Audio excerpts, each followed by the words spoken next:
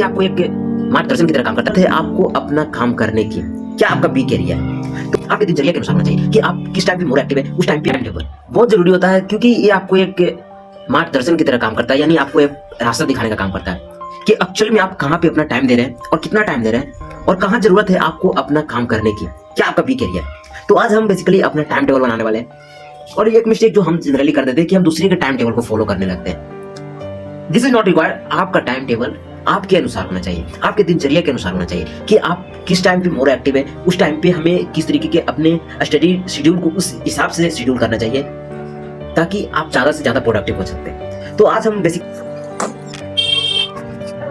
Basically हम इसमें 3 part रखने वाले हैं। पहला, हमें जो पढ़ाई होगा उसे रिवाइज करना है, उसे पढ़ना है। सेकेंड, हमें क्वेश्चन में प्रैक्टिस करना है, और थर्ड थिंग, हमें पीछे वाले चैप्टर को रिवाइज भी करना है, और फोर्थ थिंग, हमें आने वाले अपकमिंग चैप्टर को भी एक नजर देखना है। यानी 4 पॉइंट में हम इस अपने टाइम टेबल को डिवाइड करने वाले हैं। तो मेरा कुछ टाइम टेबल इस तरीके का होगा। ये जो पार्ट है, ये जो करंट टॉपिक है, उस पे हम अपना ज्यादातर टाइम जो है उसको दे रहे होंगे, यानी करंट टॉपिक को। और इसमें हम करंट टॉपिक को देंगे, और जिसमें सेकंड होगा हम प्रैक्टिस करेंगे। प्रैक्टिस भी बहुत ज़्यादा इंपॉर्टेंट है, तो प्रैक्टिस के लिए भी हमें टाइम निकालना होगा।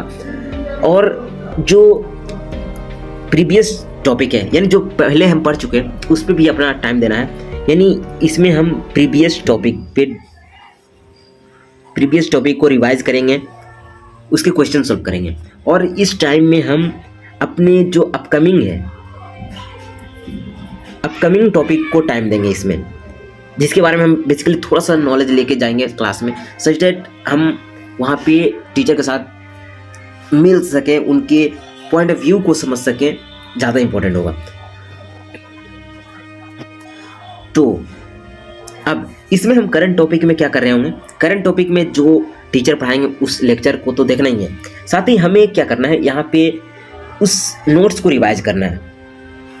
जो कि हम बेसिकली एक मेजर गलती कर देते हैं कि हम नोट्स को रिवाइज नहीं करते हैं। आफ्टर क्लास हमें बस खत्म नहीं, दिस इज इंपॉर्टेंट कि हम नोट्स को रिवाइज करें, जो भी पढ़ाई हुआ है उस चीज़ को हमें रिवाइज करना है।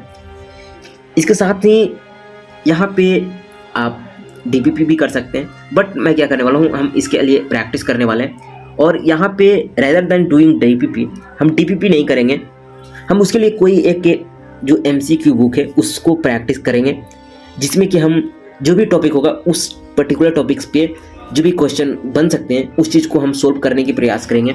और इससे क्या होगा कि मुझे लगता है पर्सनली कि जब हम MCQ बुक करेंगे रेदर देन डूइंग DPP, तो क्या होगा कि हमारा एक मोरल बूस्टअप होगा कि हाँ, जो टीचर पढ़ा रहे हैं that is to the point, related to NEET.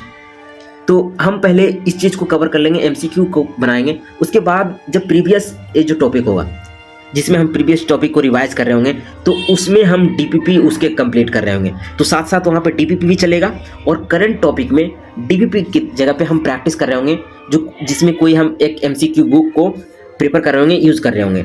तो this is how we have to cover our syllabus.